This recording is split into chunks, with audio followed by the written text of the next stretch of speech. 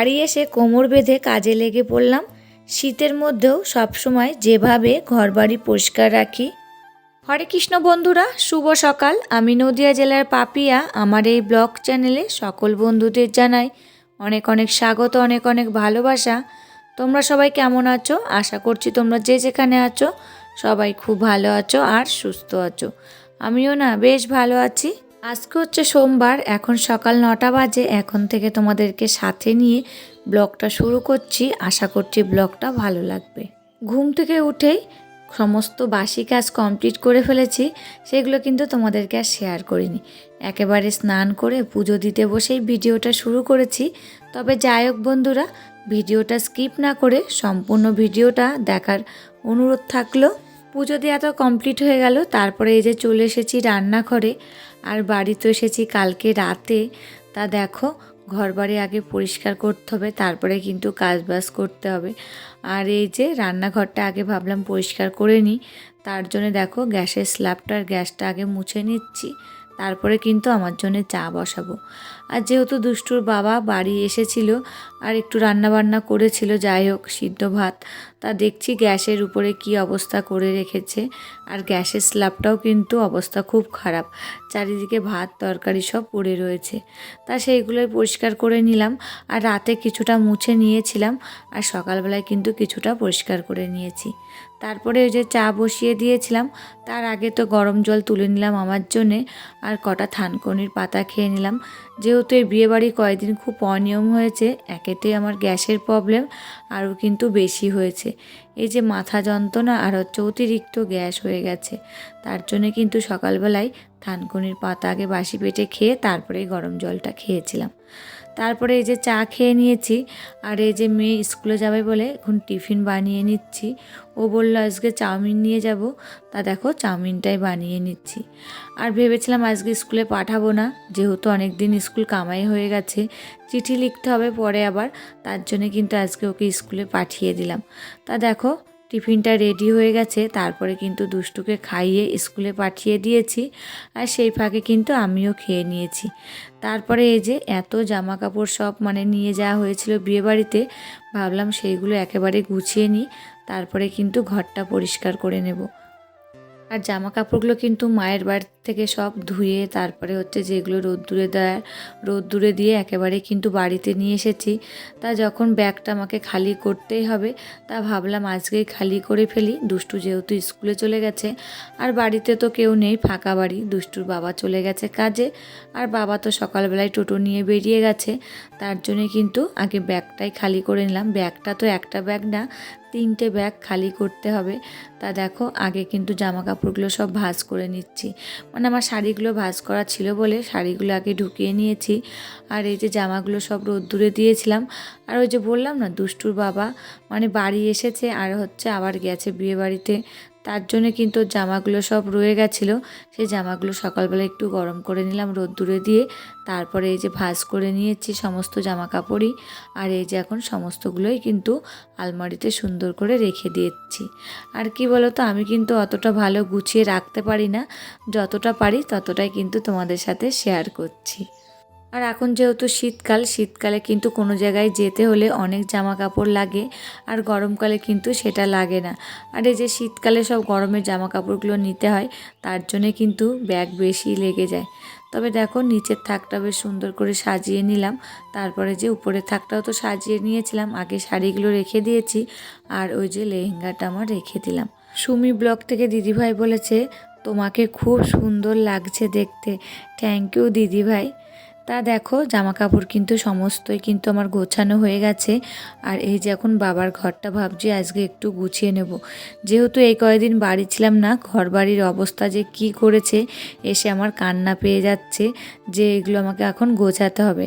এই যে মাঝখানে 3টে দিন বাড়ি ছিলাম না, চারিদিকে যেন জামা কাপড় ছেটানো রয়েছে সেই রকম অবস্থা, জানো না। তাই যে আমি বাড়ি এসে দেখছি কি যে অবস্থা, ঘর বাড়ি যেমনি ঘরের ধুলো হয়েছে তেমনি চারিদিকে জামা কাপড় ছেটানো, ওই দেখে সত্যি আমার কান্না পেয়ে যাচ্ছিল। তা দেখো সকাল থেকে আজকে কোমর বেঁধে কিন্তু সেইগুলো গোছাতে শুরু করে দিয়েছি।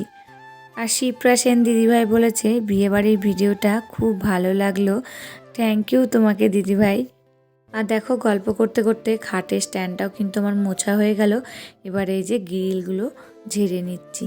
আর সুদীপা দে বলেছে খুব খুব ভালো লাগলো ভিডিওটা, তোমাকেও অসংখ্য অসংখ্য ধন্যবাদ দিদিভাই।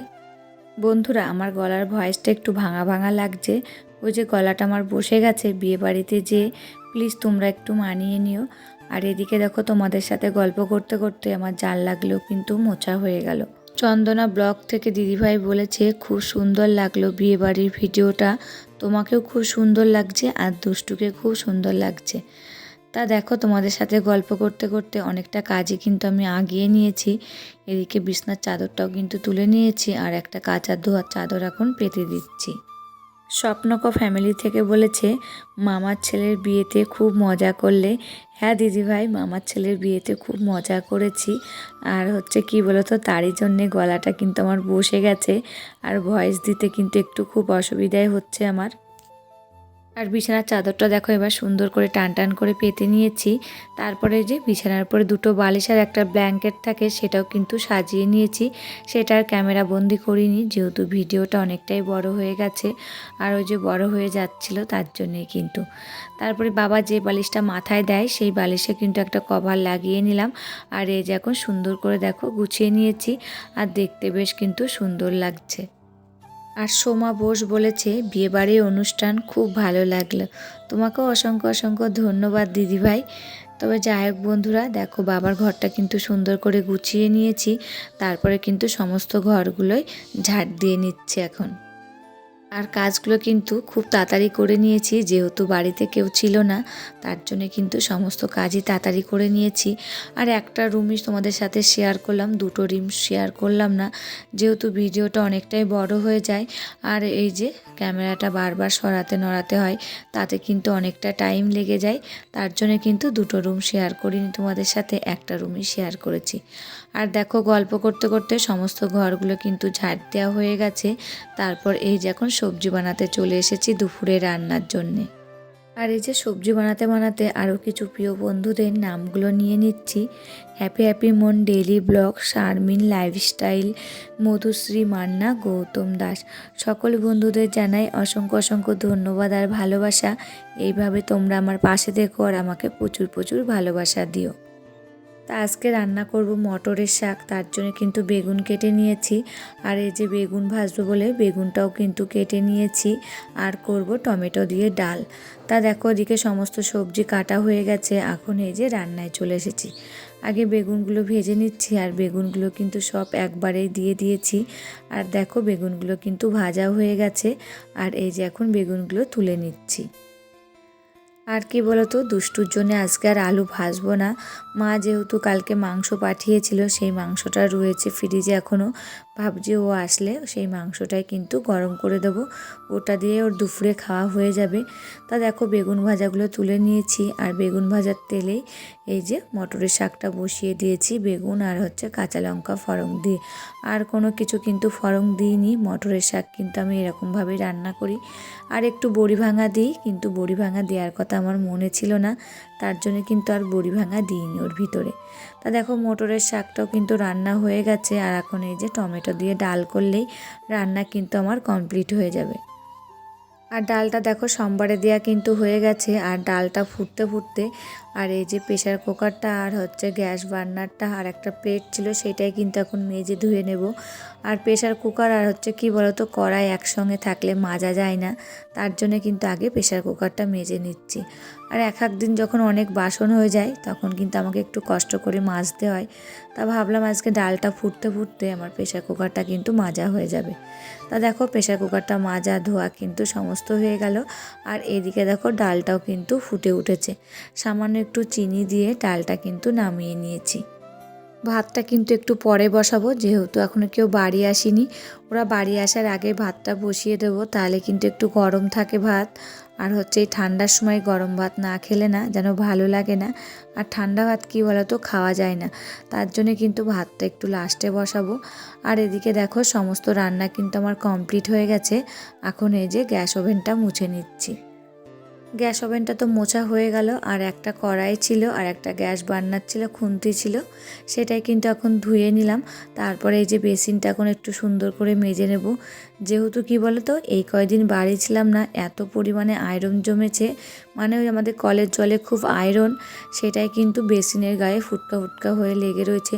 সেটাই কিন্তু এখন ডলে ডলে তুলে নিলাম। বাড়ি না থাকলে না বাড়ির কাজ যেন দ্বিগুণ বেড়ে যায় সেরকম অবস্থা।